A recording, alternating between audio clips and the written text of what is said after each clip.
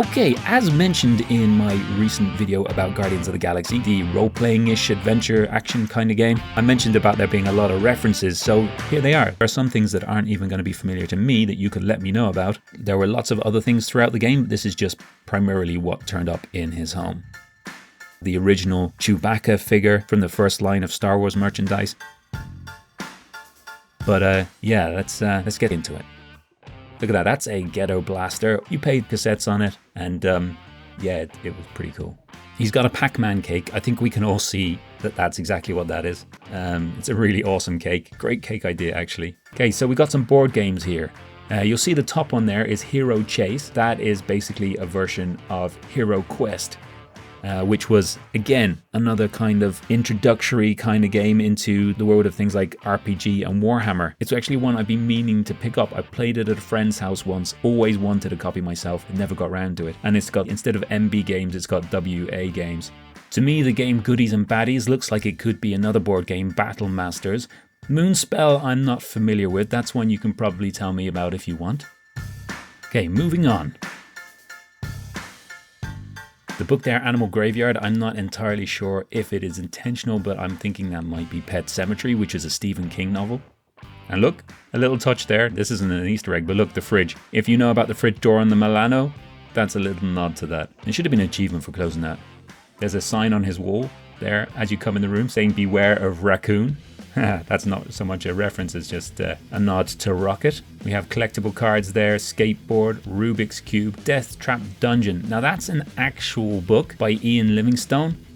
Choose Your Own Adventures were probably my first, I suppose, my first experience of an adventure game or a role-playing game where you played a character and you made choices, which is the key fundamental part of every game. When you play a character and you make choices, or at least the games that I like, all the role-playing games, choices are so important, and feeling like you have ownership over the story. That's the one key difference between standard books and movies and games, is where you are a passive observer, you're not part of it. When you're in a game, or when you're in these early game books, you are in there, you are part of it. It's just fantastic. But yeah, so there you go. If you've never played one, they were great fun and very rereadable or replayable. And the Rubik's Cube, even the comment about replacing the stickers, we all did that. I thought it was just me, but I'm learning it was everybody. See that poster there, Nuke Game? That is basically a riff on war games. The one thing I've noticed about the references in this, it seems they got approval perhaps to have some references in this, but not other ones. So some of them are actual exact representations of things. Other ones are copies or tributes to, I suppose. Like that one there. Oh, look at the mirror. The mirror works so well. Take note, everybody else. So there's Tron. Tron, one of my favorite movies growing up. It's just fantastic. Very formative for me, and that's an actual Tron poster. Yeah, oh man, it was so advanced at the time. What do we have here? Steve Harris. There's a sweatband that guitarists use to stop the sweat running down their fingers and onto the guitar strings. Got RPG magazines. And then on the ground, if you see there, you've got Lords. It's hard to read. Lords of something. I think it says Lords of the Galaxy, but it's clearly Masters of the Universe, which is He-Man, of course. You can see Skeletor behind him, and he's there in front with the sword. It's pretty obvious what that is. You've got a code sheet there. That's something we used to have in games, copy protection in games and stuff like that. This one here, they're called the Dumpster Dolls. They were a collectible cards called the Garbage Pail Kids. They were kind of gross. It was kind of like an anti-Cabbage Patch Kid. So yeah. Okay, what else do we have in here? Okay, we've got the magazine that he reads at the start. I mean, the guy on the right really kind of looks like Richie Blackmore or someone. I'm not entirely sure. Oh, look, and on the back, one of those digital calculator watches. They were so cool. Well, at least us geeks thought so. If you look at the poster behind him, The Lost Star Walker, that is based on The Last Starfighter. You know, it's among the long list of Star Wars rip-offs, right up there with Battle Beyond the Stars and Battlestar Galactica for that matter, where basically they were trying to cash in on the whole crest of the wave that was created by Star Wars. And some of them were actually all right and fun viewing in their own right, but they couldn't hold a candle to Star Wars. I'll probably find out there is actually a movie called The Lost Star Walker, and I'm completely wrong about that, but I don't think there is. Okay, moving on. If you take a quick look on the back of his backpack there, you see he's got a badge with a spaceship on it. That spaceship is a Viper, as far as I can tell, from the original Battlestar Galactica. Not the new Vipers, it doesn't look very much like the new ones, although it's not too far off of it either, but it's very much like the original Vipers from Battlestar Galactica. Okay, that poster there is Sam Fox. She was a page 3 girl. And if you're not familiar with what a page 3 girl was, and possibly still is, I'll leave you Google that yourself. But yeah, she was very much in the headlines back in the day. Look at that ZZ Top style guitar playing Banana. Honestly, he's familiar, but I cannot remember what from. Right now, he kind of just looks like ZZ Top, but he's definitely from something.